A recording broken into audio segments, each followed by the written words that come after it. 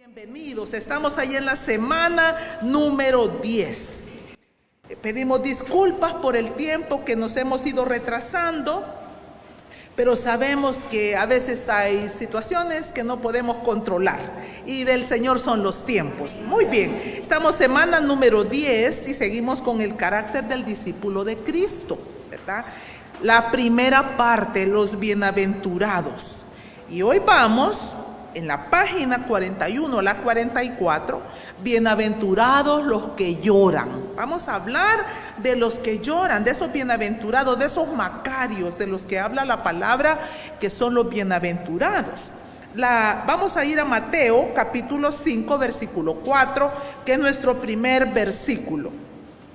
Bien. Ahí, hermanos que están en Google, que están en Facebook, por favor, su Biblia, su cuaderno, su libro si ya lo tiene y su lápiz. Tome nota, ¿verdad? Escriba, lea y repase, por favor. Bien, bienaventurados los que lloran, dice la Biblia, porque ellos recibirán consolación. Esa es la esperanza para los que lloran. La palabra llorar, según los originales de la Biblia, significa afligirse, entristecerse, lamentación, luto. Y alguien podría decir, ¿y para qué necesitamos el significado de la palabra llorar si llorar es llorar? Pero a mí me encanta ir a los originales de la Biblia porque ahí podemos, imagínense, tiene que ver con luto, tiene que ver con lamentación, ¿verdad? Y la primera vez que aparece esta palabra en la Biblia es en Génesis 21:16. Cuando vamos a observar esa tragedia de Agar y su hijito que estaba a punto de perecer en el desierto. Génesis 21:16 dice: y se fue y se sentó enfrente a distancia de un tiro de arco, porque decía, no veré cuando el muchacho muera. Y cuando ella se sentó enfrente, el muchacho alzó su voz y lloró. Bueno, aquí tiene una enseñanza primaria, porque usted ahora sabe que la primera vez que la palabra la palabra llorar aparece en la Biblia es en Génesis 21:16, en el caso del hijo de Agar. Muy bien, sin más, vamos al punto número 1 de nuestra lección. ¿A qué lágrimas se refería el Señor Jesucristo? ¿A qué lágrimas se estaba refiriendo Jesús cuando nos estaba hablando de los macarios, los que lloran? Las lágrimas de este mundo generalmente están asociadas con el sufrimiento, están asociadas con el dolor, con la tristeza, con la desesperanza del ser humano. Pero Jesús está llamando bienaventurados a un tipo, ¿verdad? Porque a un tipo de personas que lloran. Porque ¿cómo podríamos nosotros decir que los que lloran son realmente macarios? ¿Se recuerdan del significado de la palabra macarios? Aquellos que lo tienen todo, ¿verdad? Por eso yo amo esa alabanza de Cristo Jesús, eres mi plenitud. Porque esa alabanza denota un hombre, una mujer macario que lo tiene todo, que está pleno, lleno, satisfecho. Y ahí está diciendo Jesús, los que lloran son plenos, los que lloran son felices. Bueno, aquí en este pasaje de la Biblia tampoco, no se refiere, oiga esto, no se refiere a los que están llorando de coraje o por frustración o por sus propios caprichos, ¿verdad? Vamos a ver que hay dos principios a los que se refiere Jesucristo cuando dice bienaventurados los que lloran. Mire, primero, Jesús se está refiriendo a los que lloran por el convencimiento de su propio pecado. Esto es hermoso, hermanos, porque cuando las personas se convierten a Cristo, generalmente vemos el dolor que les provoca en su corazón el saber lo que le han fallado a Dios. Y no solamente la primera vez. No sé si ustedes han experimentado ese dolor repetidas veces, en diferentes ocasiones, cuando hemos negado al Señor de una manera o de otra, o Hablábamos con Mayrita, ¿verdad? Que a veces el carácter tan difícil, y quizás usted ese día tuvo un gran pleito y empezó y gritó y alzó su voz y ofendió. Y posteriormente el dolor que queda en el corazón por haberle fallado al Señor. A esas lágrimas son a las que se refiere el Señor Jesucristo. Lo que provoca la convicción de pecado, el arrepentimiento, el dolor de pecar. Pero también se está refiriendo al dolor que nosotros experimentamos por el pecado de los demás. Pregunto, ¿le duele a usted el mirar pecar a su prójimo, a sus hermanos en Cristo? Mucho más, porque el mundo sabemos que está en la oscuridad. Pero ¿qué cuando usted se entera de un hermano en Cristo, de una hermana en Cristo, independientemente de la edad que éste tenga o de los años que tenga en Jesús? Algunas personas vienen como confidencialmente y le comparten lo que está aconteciendo en este varón o esta mujer, y usted siente un dolor desgarrador. Y no que, porque las personas buscan la consejería para encontrar, ¿verdad? Como esperanza, que una salida que hago, y ya lo sabemos qué es lo que tenemos que hacer, pero necesitamos ser escuchados. A veces es tanto el dolor que necesitamos compartirlo con otros, pero también el que lo escucha siente que el corazón se le rasga en dos al escuchar que fulano, que mengano, que un líder o cualquier hermano que sea esté en una condición espiritual. Entonces Jesús se está refiriendo a dos tipos de lágrimas: a las lágrimas que se derraman en convicción de pecado, en arrepentimiento, y se refiere también a las lágrimas que se derraman en el momento de la intercesión por el pecado de los demás. Vamos a ver esos dos tipos de llanto. En el punto número 2 vamos a ver esos dos tipos de llanto. Vamos a ver 3 ejemplos. El caso de Esaú, por ejemplo. Vamos a ver tres ejemplos de llorar por llorar, pero que no son las lágrimas a las que el Señor Jesucristo se refiere. Es decir, llorar por sus propios caprichos o llorar por el arrepentimiento. Pero en este caso vamos a ver los que lloran, pero no son esas lágrimas a las que el Señor Jesucristo se refiere. Esaú. Allá en Génesis 27:38, nosotros observamos que Esaú lloró cuando se dio cuenta que había perdido la primogenitura. Ustedes se recuerdan de ese pasaje, pero ahí les doy la referencia, Génesis 27:38. La Biblia dice que él lloró, pero el punto es que esas lágrimas no eran de arrepentimiento por haber perdido la primogenitura, sino creo yo que hice, pero en un momento como de locura. O sea, no era que él quería procurar tener esa primogenitura, porque según nosotros vamos estudiando y nos vamos encontrando la personalidad de este hombre y la personalidad de su hermano, él no tenía ni conciencia de lo que era ser el primogénito. Él no sabía la bendición que había detrás de eso. Quizás nunca se había tomado el tiempo para investigar qué era lo que Dios, porque Jacob por alguna razón había determinado pelear por esa primogenitura. Quizá alguna revelación él había tenido de cómo el Señor le iba a ser la cabeza de la nación de Israel, ¿verdad? Ese cambio de nombre que él atravesó.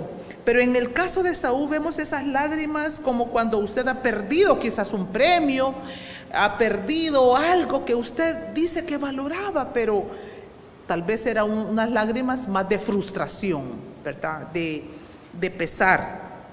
El pueblo de Israel, en Números 11:4. Vamos a ir a la cita bíblica y la vamos a leer porque he considerado que es importante para que nosotros mismos nos podamos ver que de pronto estamos llorando por lo que vemos en los demás o por lo que los otros quieren. Dice Números 11:4. Y la gente extranjera que se mezcló con ellos tuvo un vivo deseo. Quiero recordarles que con los israelitas, cuando iban al desierto, mucha gente no israelita, no judía, se agregó en la travesía, se añadieron en la travesía. Entonces, estos eran gente que no conocían a Dios, ni conocían la palabra de Dios, no conocían la ley. Y iban ahí en medio de todos ellos, y aquellos que también no estaban afirmados, se aliaron con este tipo de gente. Y dice, la gente extranjera que se mezcló con ellos tuvo un vivo deseo. Y los hijos de Israel también volvieron a llorar y dijeron, ¿quién nos diera a comer carne? ¿Se recuerdan que ellos estaban comiendo maná, maná, maná? Ese era el alimento que Dios había determinado para ellos en ese tiempo. Y a nosotros nos puede suceder que Dios ha determinado un tipo de alimento, un tipo de vida, un tipo de situación, en cualquiera que sea, en ese momento, en esos meses, en esos años, en ese capítulo de nuestra vida.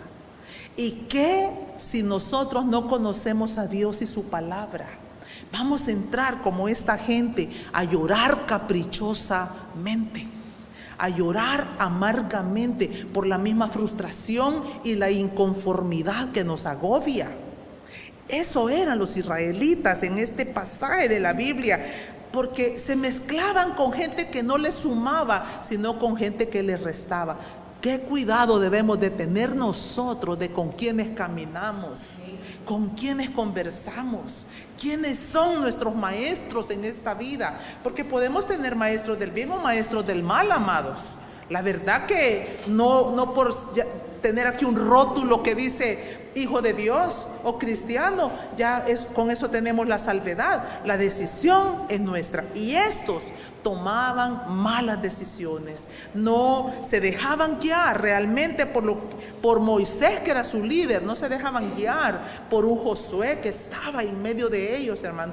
Tenían líderes, pero ellos decidieron irse y mezclarse con esta gente pagana. Entonces ellos dicen, ¿quién nos diera a comer carne? Y oyó Moisés al pueblo que lloraba por sus familias, y cada uno a la puerta de su tienda, y la ira de Jehová se encendió en gran manera.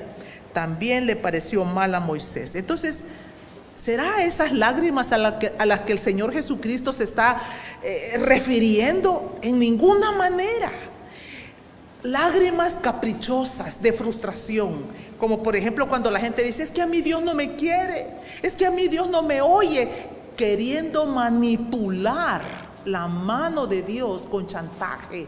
Esas lágrimas no son a las que se refiere, no son esos los bienaventurados, no son esos los macarios, por el contrario, esas personas están insatisfechas, no tienen nada de plenitud, no hay satisfacción, no están llenos de la viva presencia de Dios, ¿verdad? Otro ejemplo lo vemos en Jueces 14:16. ¿Qué estoy diciendo con esto? No es a esas lágrimas a las que Jesús se está refiriendo. Jueces 14:16 dice, la mujer de Sansón lloró 7 días, yo lo estoy parafraseando, para que él le descubriera su secreto. Imagínense, una mujer que está llorando porque dice, es que yo quiero que me ame a mí. Es que yo quiero que me mire solo a mí. ¿Serán esas las lágrimas realmente que suben delante del trono de Dios? No, en ninguna manera. Pero sí creo que hay lágrimas como por ejemplo, que yo le digo, Señor, el alma de este hombre se pierde. Ah, qué diferencia. Pero a veces esas respuestas como que no vienen, porque el Señor dice, no, es que hasta que en el cielo se oiga el clamor de que lo que te interesa no es la cartera, no es la billetera, sino que el alma, ¿verdad?, de este fulano. Entonces no es a esas lágrimas. Ahora, veamos a cuáles lágrimas es, ya bíblicamente, a cuáles lágrimas es que Jesús se refiere cuando dice, bienaventurados los que lloran, ¿verdad? Vamos a ver primero a Nehemías, Cuando vamos al libro de Nehemías, desde el capítulo 1, versículo 1 al versículo 4, parafraseándolo, ¿qué estaba aconteciendo? Bueno, Nehemías estaba en un palacio, estaba ahí como copero del rey, un hombre que era brazo derecho. Él lo tenía todo, estaba sumamente bien. Había sido de los que habían sido llevados cautivos, pero ya habían regresado, el pueblo de Israel ya había regresado otra vez por autorización del Señor a Jerusalén. Y él pregunta: ¿cómo están mis hermanos en Jerusalén? ¿Cómo les ha ido? Imagínense, quiero que vean el cuadro, el panorama de lo que estaba aconteciendo. Habían regresado a la Jerusalén que había sido quemada, destruida, ahí no había comida, no habían animales. Entonces Nehemías estaba agobiado por su familia judía y dice: ¿cómo estarán? ¿Cómo les estará yendo? Y lógicamente las noticias que le llegan son devastadoras. Mire ahí en el capítulo 1, versículo 3, dice: y me dijeron, el remanente, los que quedaron de la cautividad ahí en la provincia, están en gran mal y afrenta, y el muro de Jerusalén derribado y sus puertas quemadas a fuego. No era Nehemías el que estaba sufriendo, era su familia espiritual. Y mire lo que dice el versículo 4: cuando oí estas palabras, me senté y lloré. Le pregunto, ¿cuándo fue la última vez que usted lloró? Y quizás no que las lágrimas se nos derramaron, pero usted sintió un dolor en su corazón al mirar a una mujer con su ropa raída, o mirar a un niño, quizás sucito y necesitado, muriendo de hambre. Dios nos pone muchas personas en el camino, y quizás no todos los días, pero ¿sabe que hasta eso es un privilegio? Cuando usted ya no está ensimismado en usted mismo, ahora como que los ojos le alcanzan para mirar a los que están a su alrededor. Porque los que lloran por sus caprichos tienen los ojos puestos en sí mismos, en su casa, que quieren más comida, más bendiciones y más y más y más solo para mí. Pero los que lloran, los bienaventurados a los que Jesús se refiere, lloran también por las necesidades de otros, por la calamidad. Entonces, ¿cuándo fue la última vez? Yo quiero que usted lo piense. ¿Cuándo fue la última vez que se despojó de unas monedas? O quizás se despojó de ropa, o se despojó de algo para ayudar a los que el Señor le muestra. ¿Cómo estará mi familia en tal lugar? ¿O cómo estará aquel amigo o aquella amiga que un día le contó una tragedia? Entonces el caso de Nehemías es un caso que debería de enseñarnos, pero también de conmovernos, porque y si usted sigue leyendo en el capítulo 1, va a ver que él se metió en ayuno, en oración, en gemidos indecibles por este pueblo, que en el corazón de él era como si él mismo. Entonces a esas lágrimas es a las que Jesús se refiere. Estos son los bienaventurados. Bienaventurados los que lloran, macarios, plenos, porque tienen dolor, porque eso es lo que está reflejando, es el dolor de Dios, el dolor de nuestro Padre Celestial. Es un privilegio que Dios mismo haya tomado una parte, una pequeña parte de Él y la haya injertado en nuestro corazón, hermanos. Que ya no pasamos indiferentes a la necesidad de otros, ¿verdad? Bien, y ahí hay unas preguntas que usted debe de responderse. ¿Cuál es su actitud ante lo de la familia, de su familia? Fíjese que abriéndole mi corazón, ¿verdad? Me gusta a veces compartir de estas historias. Nosotros 6 hermanos, el mayor ya murió, pero ahora se nos ha venido una situación bastante difícil. 3 de mis hermanos están bien afectados de salud. Mi hermana Miriam, mi hermano José Adolfo, y bueno, y el caso de mi esposo. Pero hay uno que no es cristiano. Todos estamos en Cristo. Y yo había dejado de orar por el que no está en Cristo. Y hasta una madrugada de estos que el Señor me dijo: ¿sabes quién es el que está peor de todos? Y yo quiero confesarle que en mi corazón, derramado por mi hermano José Adolfo, que está pasando su proceso de salud, derramado por mi esposo por lo que viene, y derramada también sobre todo porque es por mi madre, que ha envejecido y que está en esa condición, ¿verdad?, de su vejez. Pero a mi hermano, porque está saludable, lo veo tan bonito, ¿verdad?, hasta con sus chapitas y todo, yo había dejado de orar y el Señor me lo recordó. Este es el más necesitado de toda tu casa. Entonces es importante preguntarnos cuál es nuestra actitud ante los nuestros, como Nehemías. ¿Qué estamos haciendo por ellos? ¿O cuánto tiempo estamos dedicando a orar por los que aún no han venido a Cristo, pero también por los que están sufriendo, hermanos, ¿verdad? Entonces, ¿qué le parece si en esta tarde le decimos: Señor, abre mis ojos, como esa alabanza tan hermosa que dice: abre mis ojos, oh Cristo? Cuando la cantamos, no tiene usted esa sensación que quisiera que Él literalmente le hiciera ojos grandes, espirituales, para la gloria de su nombre. Entonces, ¿qué estamos nosotros haciendo? ¿Estamos sintiendo ese dolor por los nuestros? Por aquel tío, por aquella tía y en todo lo que el Espíritu Santo va trayendo. Bien, veamos otro ejemplo de las lágrimas que sí tienen ese peso delante de Dios. Porque estamos hablando de las lágrimas que para Jesús son de los bienaventurados y las que no. Bien, otro ejemplo, Pablo.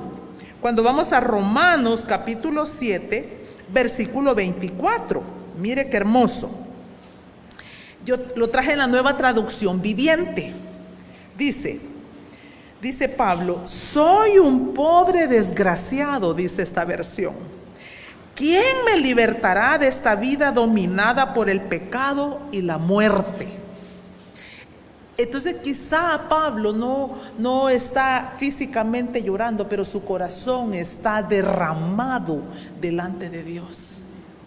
¿Cómo se siente usted otra vez cuando ve que su naturaleza pecaminosa continúa en esa área que quizás ha sido vencida, pero como que reincide y usted dice: no, esto no estaba muerto?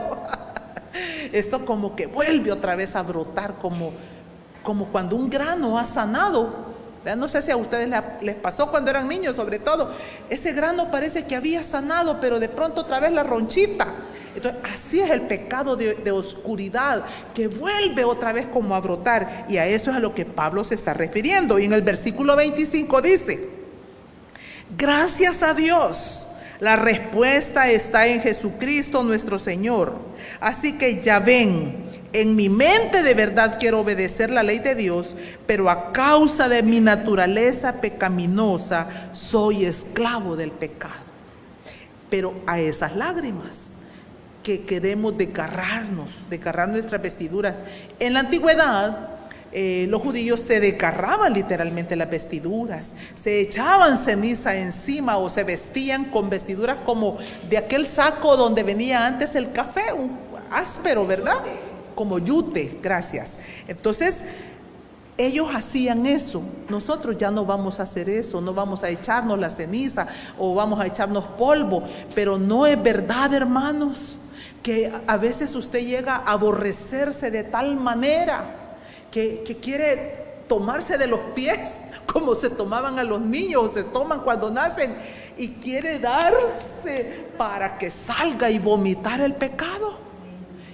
Esas lágrimas a las que Jesús se refiere, porque usted puede estar muy cómodo con su pecado. Usted dice: sí, yo sé que tengo este problema, que me gusta mirar, que me gusta encender y ver esa pornografía, esa inmundicia. Pero dice: sí, yo sé que no debo de hacerlo, pero no se siente aborrecer. El reto, el desafío es aborrecer, porque yo quiero ser ese bienaventurado que llora. Yo quiero serlo, hermanas. Yo no quiero estar como con lágrimas de cocodrilo. Quiero llorar, desgarrar mi corazón, implorarle a mi Dios que me liberte, como Pablo lo hacía. Miserable de mí, dice la Reina Valera. ¿quién me podrá liberar? Cristo, y él sabía que era Cristo, pero no por eso se cruzó de brazos y dijo, bueno, el Señor sabe que yo soy pecador y si él quiere me va a libertar. No, haced morir pues, dice Colosenses 3. Esto es para valientes y es para hombres y mujeres que en verdad queremos ser usados para la gloria de Dios, que queremos ser esos vasos de barro donde habite el poder del Señor. Porque hermanos, esto es una realidad. En la medida que nosotros vamos avanzando en nuestro proceso con nuestro Padre Celestial, Él nos va usando un poco más, porque a veces nosotros queremos esa gloria del Señor Jesucristo sobre nuestras cabezas. Pero ¿y cómo? Si el vaso no se limpia, si el vaso con alevosía y premeditación, inmundo. Y queremos hablarle a otros de la gloria de Dios, pero no ven en nosotros la gloria de Dios. Entonces es importante limpiar el vaso. Hace algunos años, recuerdo que el Señor, a mí me gustaba mucho el bronce, las vasijas de bronce, estuvo muy de moda el bronce, y entonces a mí lo único que me preocupaba era limpiarlo por fuera, porque pues ¿quién lo iba a ver por dentro, verdad? Imagínense, sobre todo los jarrones así de boca angosta, yo decía, ¿quién se va a parar a verlo? Lo importante es lo externo. Y me dijo el Señor, cuidado y no vayas a hacer así con tu vida, que solo lo que la gente ve. Lo que es importante es lo de adentro, amados. ¿Por qué? Porque cuando lo de adentro brilla, lo de afuera también lo hará. Pero imagínense nosotros bien lindos, bien brillositos en nuestro rostro, en nuestra ropita, bien bonitos. Pero es evidente cuando la vasija está sucia. Eso se siente el mal olor, porque todos tenemos un olor y un sabor, la Biblia lo dice. Y entonces cuando la gente nos prueba, dice, está un poco ácida la hermana. Está un poco acidito, amargo el hermano, ¿verdad? O el olor como que no muy agradable. Y como ya lo hemos dicho, hermanos, nuestros ojos hablan más que nuestra boca. Nuestro rostro habla más que las palabras, se evidencia, ¿verdad? Entonces ahí vemos ese segundo ejemplo de Pablo, el dolor en su corazón por no poder dejar de pecar, pero nunca se conformó. Veamos un tercer ejemplo, Pedro, cuando negó al Señor, allá en Lucas 22, 60 y 61. La Biblia nos enseña esa historia, ¿verdad? Que Pedro negó al Señor y ya se lo había advertido el Señor Jesucristo. Pero veamos literalmente. Cuando Pedro negó, dice el 22:60 de Lucas. Pedro dijo, hombre, no sé lo que dices. Y enseguida, mientras él todavía hablaba, el gallo cantó, dice el 61. Entonces, vuelto el Señor, ay, qué tremendo debe haber sido ese momento, ¿verdad? Allí estaba el Señor Jesucristo. Porque yo digo, Señor, ¿era necesario que estuvieras ahí? Yo le he preguntado, ¿era necesario que estuvieras ahí y mirar a los ojos a Pedro? Porque hubiera sido suficiente con que lo negara y el Espíritu Santo le dijera las palabras del maestro. Pero no, amados, Jesús estaba ahí y lo miró. Y eso debe de haberle traspasado al Pedro, que había dicho, a donde tú fueres yo moriré, daré la vida por ti. Tremendo, ¿verdad? Y entonces dice, vuelto el Señor, o sea que el Señor se dio vuelta para mirarlo y decirle, ¿te das cuenta, Pedro? Qué lección más dolorosa, hermano. Y yo creo que a nosotros nos ha pasado y quizás no nos hemos dado cuenta. Lo que pasa es que ya no está físicamente el Señor Jesucristo, pero ha usado a otras personas para decirnos y decir que sos cristiana y sos predicadora. Pero mira, solo en la iglesia pasás. ¿Y no creen ustedes que ese es el Señor Jesucristo? Yo creo que es el Señor Jesucristo. Y nosotros decimos, ay, es que solo eso me dicen. No, hermanos, es el Señor Jesucristo confrontándonos con esa falsedad con la que estamos luchando, ¿verdad? Con la que estamos luchando. Entonces dice que antes que el gallo cante, me negarás 3 veces. Pero Pedro, dice, se acordó de la palabra del Señor que le había dicho: antes que el gallo cante, me negarás 3 veces. Y Pedro, saliendo fuera, lloró amargamente.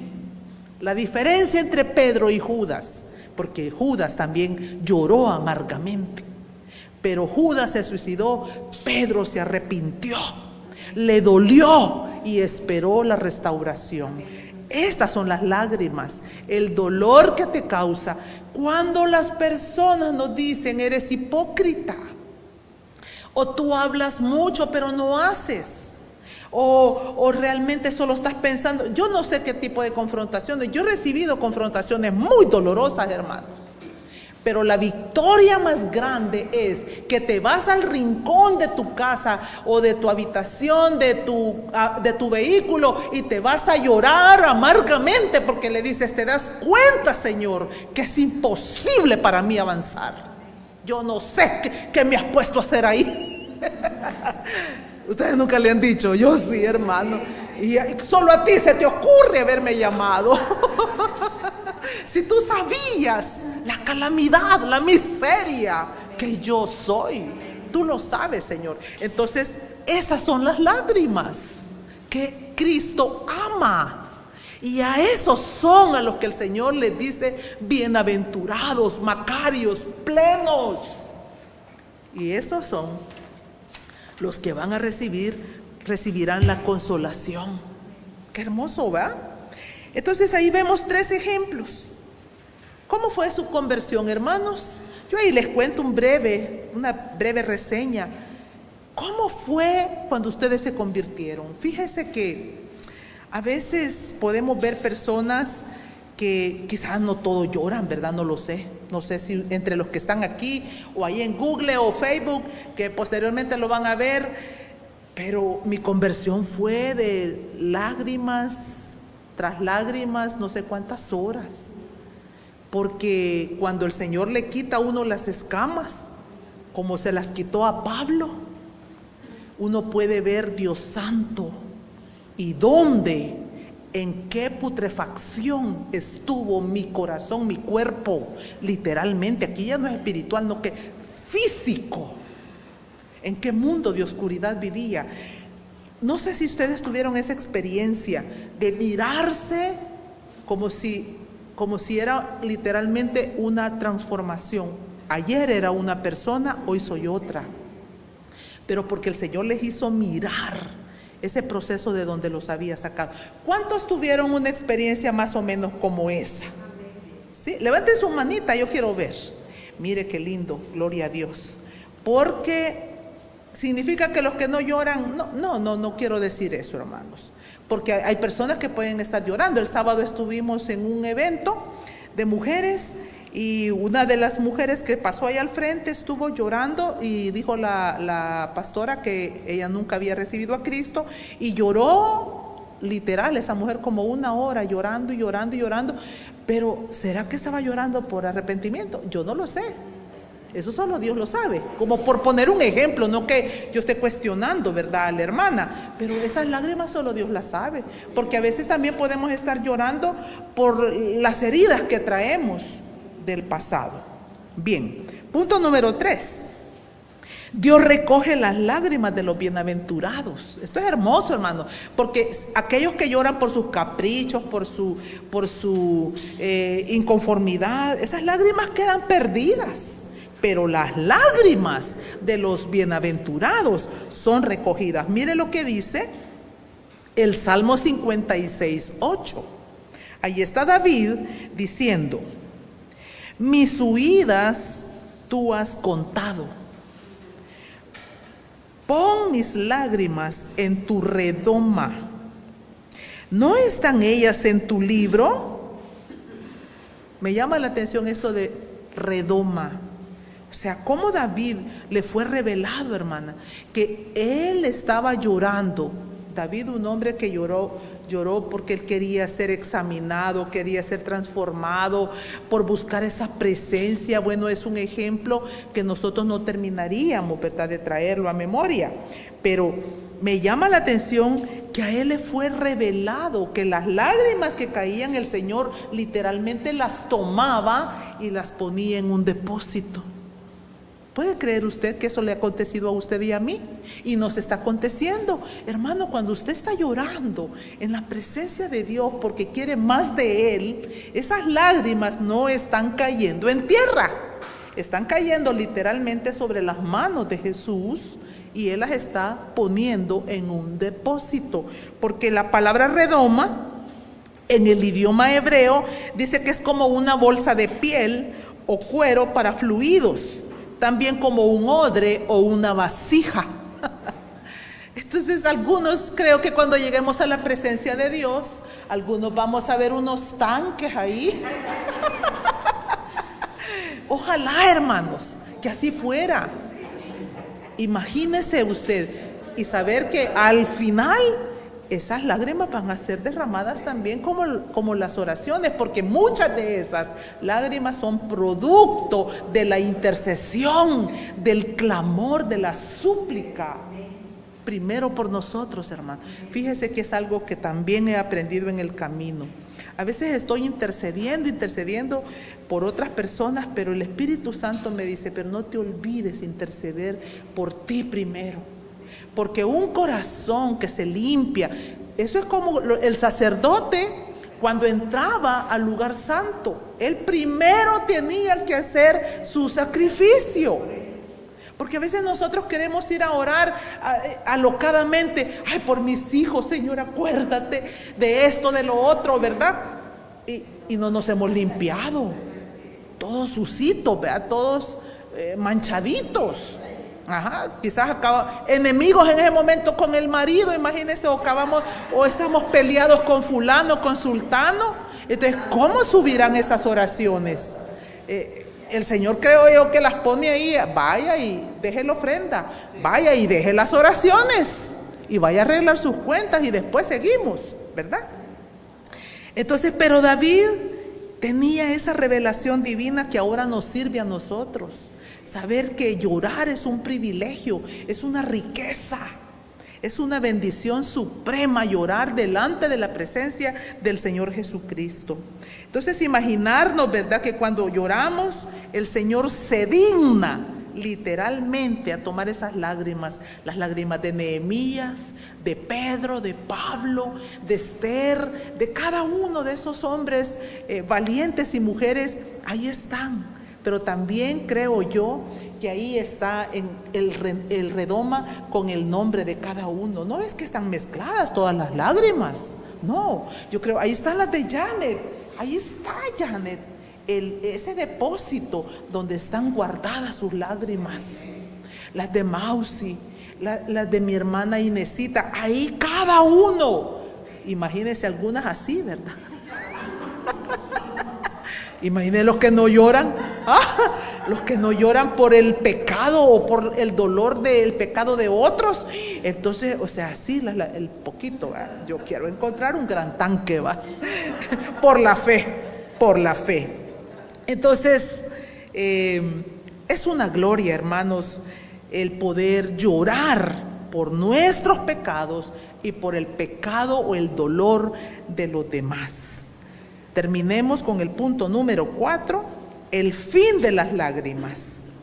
Veamos el fin de las lágrimas. ¿Cuál va a ser el final de las lágrimas de los bienaventurados? Isaías 25:8. Isaías 25:8 dice: destruirá a la muerte para siempre, y enjugará Jehová el Señor toda lágrima de todos los rostros, y quitará la afrenta de su pueblo de toda la tierra, porque Jehová lo ha dicho. Enjugará. ¿Sabe lo que significa la palabra enjugar?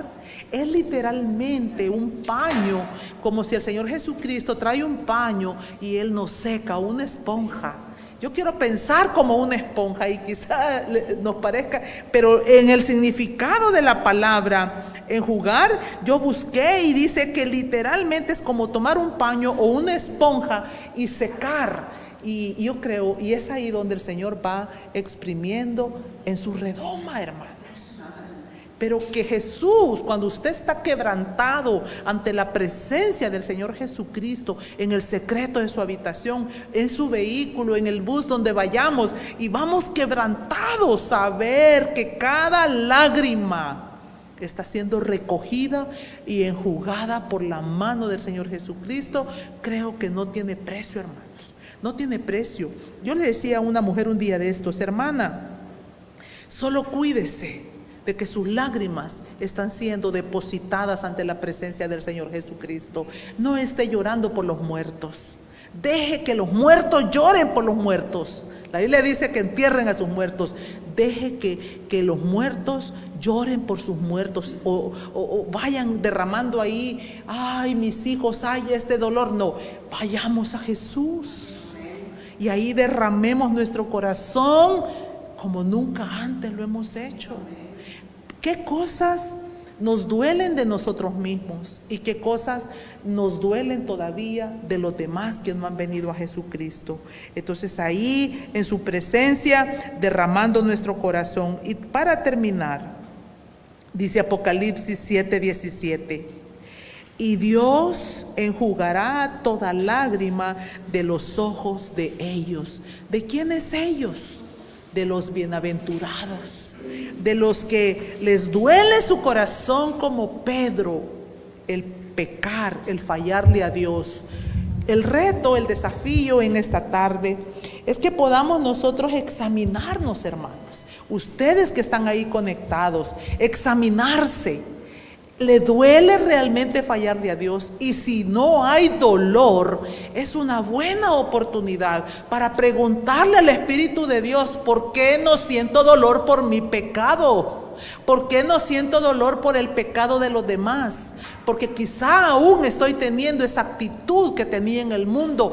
Deje, ahí no importa, déjelos. Cada uno dará cuentas. Claro que cada uno vamos a dar cuentas, pero es hermoso ser un instrumento de Dios y que te ponga en la brecha para gemir y para interceder por aquellas cosas que Él permite que nosotros nos demos cuenta, ya no para destrucción, sino para la preparación, la purificación de la iglesia de Cristo, porque eso es lo que somos. Y su esposa se está preparando, y parte de nuestra preparación es ponernos delante de Jesús para intercesión, para clamor, para ruego, para súplica de los que aún no han venido, no han entrado, pero también para que el Señor siga haciendo la obra que tiene que hacer en nuestras vidas. Amén, hermanos. Muy bien, vamos a orar. Padre, en el nombre de Jesús, te agradecemos infinitamente por esta oportunidad que nos has dado de poder meditar en esta palabra. Bienaventurados los que lloran, porque ellos recibirán consolación. Padre, el mundo puede consolarnos, las personas, nuestra familia pueden consolarnos, pero eso no tiene comparación con la consolación que viene del trono de tu gracia. El poder ser abrazados, Señor, el poder ser envueltos por el consuelo mismo que viene de tu trono. Hoy, en el nombre de Jesús, te damos gracias por recordarnos cuáles son las lágrimas que para ti tienen peso, tienen valor, son importantes, Señor, y son las lágrimas que nos traen la plenitud, que nos traen el ser bienaventurados, dichosos, Padre, plenos, contentos y agradecidos. Yo bendigo a cada uno de tus hijitos que hoy se ha expuesto a esta palabra. Les bendigo, Señor, y te ruego, te suplico que no nos dejes en paz hasta que cada día tengamos un mayor peso, un mayor pesar en el corazón de fallarte y de buscar el ser enmendados como Pablo lo buscaba. Gracias en el nombre del Padre, del Hijo y del Espíritu Santo. Amén. Que Dios les bendiga. Nos vemos la próxima semana, si Dios nos presta la vida.